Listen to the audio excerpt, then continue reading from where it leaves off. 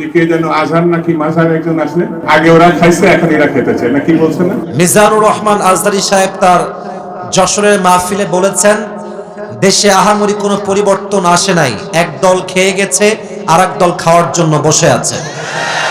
আপনারা বলেন উনি কি কথাটা ভুল বলেছেন না ঠিক বলেছেন? আপনারা বাঘের মতো আমাকে উত্তর দিবেন আওয়াজ করে। প্রিয় কলিজার টুকরা রংপুরের ভাইরা, আজহারী সাহেব কি কোনো দলের নাম উল্লেখ করেছিলেন? এই যে আস্তে কথা বললেন, কোন দলের নাম বলেছেন? কোন ব্যক্তির নাম মেনশন করেছেন? উনি জাস্ট বলেছেন এক দল খেয়ে গেছে আর এক দল খাওয়ার জন্য বসে আছে, এতেই কিছু লোকের গায়ে আগুন ধরে গেছে। আমরা কোনো দলের নাম উল্লেখ করি না। আচ্ছা, মনে করেন যে আজহারী সাহেব কোন দলের নাম উল্লেখ করেই ফেলেছেন, কোন দলের নাম এক্স্যাক্টলি মেনশন করেছেন, তো আমাদের কি জনগণ হিসেবে বাক স্বাধীনতা নেই? বলেন সবাই, আছে না নাই? যদি আমাদের বাক স্বাধীনতা কেউ কাটতে চায়, তাদেরকে আওয়ামী লীগের ইতিহাস মনে রাখতে হবে যুবক ভাইরা আমার। তো আমি দেখলাম একজন নেতা, তার নামটা আমি জাস্ট বলেই ফেলছি, ছোট্ট নাম বলছি, দুদু সাহেব। উনি বললেন কোথাকার কোন আজহারি মাঝহারি মিয়া, আজহারি কি মাঝহারি? এটা কি আপনাদের সস্তা মনে হয়? আজহারি এটা হচ্ছে বাংলাদেশের ব্র্যান্ডের নাম যুবক ভাইরা আমার। আচ্ছা আপনি বলেন, এই যে একজন নেতা, দলের নেতা একজন আলেমকে বলছে আজহারি মাঝহারি কোথাকার কে, এটাই প্রমাণ যে সে মানুষটা শিক্ষিত হতে পারে না। একজন শিক্ষিত মানুষ আলেমকে কথা বলবে পরিপূর্ণ শ্রদ্ধার সাথে, সম্মানের সাথে রংপুরের ভাইরা আমার। আচ্ছা আপনি আমাকে বুঝায় বলেন, মনে করেন যে আজহারী সাহেব কোনো একটা কথা ভুলই বলেছেন, আমরা কারো অন্ধভক্ত নই, আমরা অন্ধভক্ত নই, ভুল হলে ভুল, ঠিক আছে, আপনি দ্বিমত পোষণ করবেন, এটার তো একটা আদব আছে, এটা সম্মান আছে। আপনি বলবেন যে আমাদের সকলের প্রিয় মিজানুর রহমান আজহারী সাহেব কথা বলেছেন, আমার মনে হয় ব্যাপারটা এরকম না হয়, এরকম হলে আরো ভালো হতো। আপনি রেসপেক্ট দিয়ে বলেন। আপনি যখন আজহারীকে মাঝহারি বলে গালি দেন, কলিজার টুকরা যুবকদের রক্তক্ষরণ শুরু হয়ে যায় যুবক ভাই। তবে হ্যাঁ, একজন বললেন যে আজহারী সাহেবকে, আসেন আপনি রাজনীতির নাম লেখা, আপনি রাজনীতি করেন, আপনি ওই দলে যান সেই দলে যান, যশোরের মাহফিল আপনার ইউটিউবে আজকে সার্চ দিবেন, জুম করবেন যশোরের মাহফিলটা, ড্রোন ফুটেজ বা পেছনের ফুটেজ দেখবেন, যত মাহফিলে অডিয়েন্স এসেছে 95 ভাগ যুবক ভাইরা সেই মাহফিলে এসেছিল। তো সবাই কি জামাত ইসলাম? তারা সবাই কি শিবির নাকি? তারা মিয়া, ঘোল খাওয়াই লাভ নাই, এইসব ঘোল আর বাংলার মানুষ খাবে না যুবক ভাই। জামাত ইসলাম নয়, বিএনপির লোকরাও আজহারীকে কলিজা থেকে ভালোবাসে যুবক ভাইরা। ওই যে যশোরের মাহফিল, আওয়ামী লীগও ছিল, বিএনপিও ছিল, যুবকও ছিল, মায়েরাও ছিল, বোনেরাও ছিল। অতএব আমাদের ভালোবাসা দলের জন্য নয়, জামাতের জন্য নয়, কোন ব্যক্তির জন্য নয়, আমাদের ভালোবাসা একমাত্র কোরআনের ভালোবাসা, একমাত্র আল্লাহর জন্য ভালোবাসা এটা। আচ্ছা, যেই দলগুলো এভাবে আজহারীকে কটাক্ষ করছেন, এই যে 20 লাখ মানুষের সামনে কটাক্ষ করলেন, ওখানে কি সবাই আজহারীর ভক্ত না? তো আপনি যে গালিটা দিলেন, যার বুকে আপনি আঘাত দিলেন, আচ্ছা ভাবেন যে আজহারী সাহেবকে আমি ভালোবাসি, কথার কথা, তো আমার ভালোবাসার মানুষকে যে গালি দিবে, আমি কি তাকে আর ভোট দিব নাকি? কথা বলেন, ভোট দিব নাকি? আপনি আমাকে সম্মান করবেন, আমার ভালোবাসার মানুষকে সম্মান করবেন, আপনাকে আমি স্যালুট জানাবো যুবক ভাই, আছে কিনা বলেন? মেহেরবানি করে দলাদলি করবেন না। স্বৈরাচার বিদায় নিয়েছে, ওই চ্যাপ্টার ক্লোজ। আগামীর দেশ হবে ইসলামের বাংলাদেশ, কোরআনের বাংলাদেশ।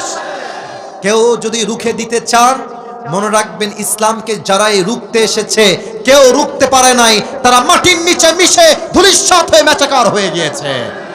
আল্লাহ প্রত্যেকটা মানুষকে কথাগুলো বোঝা এবং আমল করার তৌফিক দান করুক, পড়েন সবাই আমিন।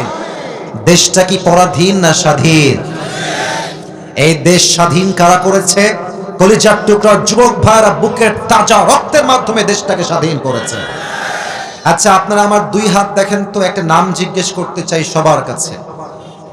একজন যুবক 2 হাত এমনে পেতে গুলির সামনে বুক পেতে দিয়েছিল, ওই যুবকটার নাম কি? বাসা কোন বিভাগে? রংপুর বিভাগে বাসা। এটা মাথায় রাখতে হবে, রংপুরের সন্তানরা বিড়ালের বাচ্চা নয়, সব সিংহের বাচ্চাগুলো আমার সামনে বসে আছে। শহীদ আবু সাইদ যখন বুকের তাজা রক্ত দিয়েছে, তখন এই দেশের দ্বিতীয় স্বাধীনতার সূচনা শুরু হয়েছে। তার রক্ত দেওয়ার পরে দেশের প্রত্যেকটা যুবকদের কলিজায় রক্তে আগুন শুরু হয়ে গেছে যুবক ভাইরা। এই দেশটা আমরা দ্বিতীয়বার স্বাধীন করতে পেরেছি, এটা আল্লাহর শুকরিয়া। তবে আমি এখন ভূমিকায় কিছু কথা বলবো, যেই কথাগুলো দুই একজন লোকের গায়ে লাগতে পারে। এজন্য আমি জানি দুই একজন লাগবে, এটা আপনার যত বড় লাগবে এটা আমি জানি। তবে আমি আবারও আপনাকে বলছি, আপনি আমার শত্রু নন, আমিও আপনার শত্রু নই। আমার প্রথম পরিচয় বিএনপি নয়, জামাত নয়, আওয়ামী লীগ নয়, হেফাজত নয়, চরমনায় নয়, কওমিয়া নয়, আলিয়া নয়। আমার প্রথম পরিচয়, আমি মুসলমান ঘরের সন্তান। তাকবীর দিবেন সিংহের মতো। আল্লামা দেলোয়ার হোসেন সাইদি হুজুরের নাম শুনেছেন না?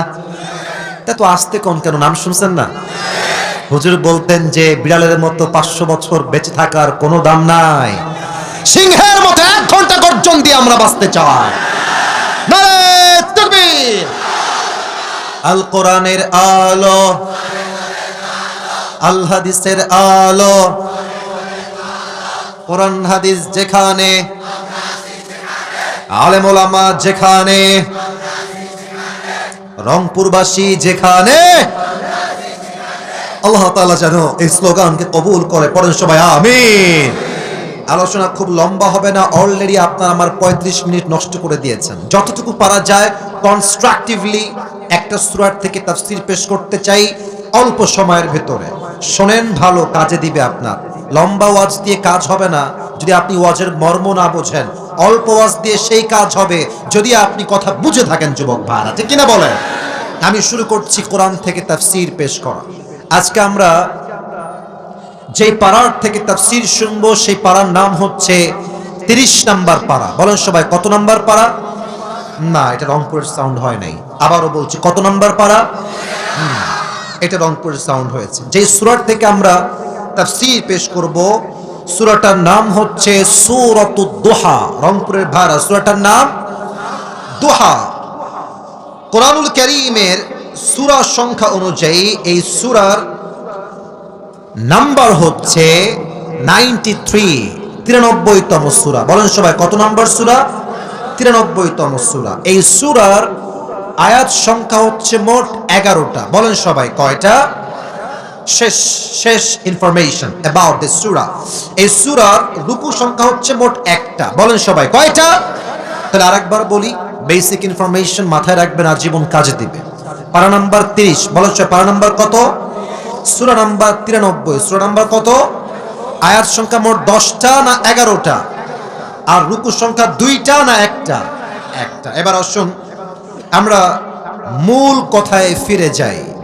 এই সূরার সেন্ট্রাল থিম বা সাবজেক্ট ম্যাটার, মূল আলোচ্য বিষয় হচ্ছে একটা। সেটা আমি এক বাক্যে বলছি। মূল মেসেজ হচ্ছে একটা, never lose hope and never be frustrated. যত যাই হয়ে যাক, যত কষ্ট আসুক, হতাশ হওয়া যাবে না।